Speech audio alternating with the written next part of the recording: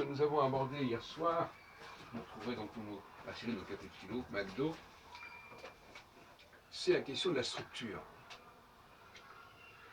Et je leur ai exposé mes théories, enfin, par le biais de la discussion, bien sûr, sur l'état préstructural et post-structural. L'état préstructural, ce n'est pas encore la structure, et l'état post-structural, ce n'est plus la structure, en tout cas pas dans sa pureté. Et la question que j'ai posée, c'est comment restituer la structure, une structure quelle qu'elle soit.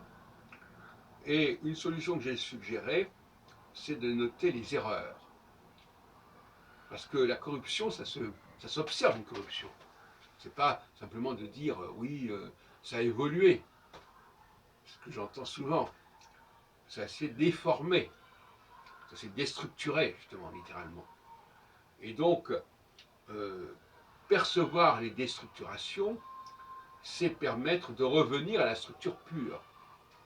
C'est-à-dire cet état d'équilibre, fragile quelque part, entre la structure et ce qui l'a précédé, et ce dont elle a pu se servir, mais sans qu'il faille en tirer des conclusions exorbitantes comme certains qui disent ça vient de tel et tel endroit, donc voilà, non, c'est souvent comme un sculpteur qui transforme le matériau de départ, et qui n'est pas dépendant, en tout cas pas tellement dépendant de ce matériau.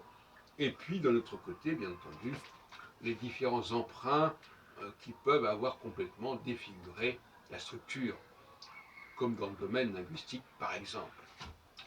Voilà, donc finalement la question, et ça c'est dans une sorte d'héritage structuraliste de Lévi-Strauss, quelque part, c'est de restituer cette structure qui n'est pas donnée par avance, qui est un héritage de ceux qui ont su extraire de la matière première, brute, une structure qui transcende cette matière première et qui crée un système, crée une systémique, et qu'il s'agit de préserver contre les attaques du futur, justement, d'ailleurs de ce que ça va devenir, de ce qu'on va en faire, et de toutes les déviances et tous les dévoiements que cette structure peut subir.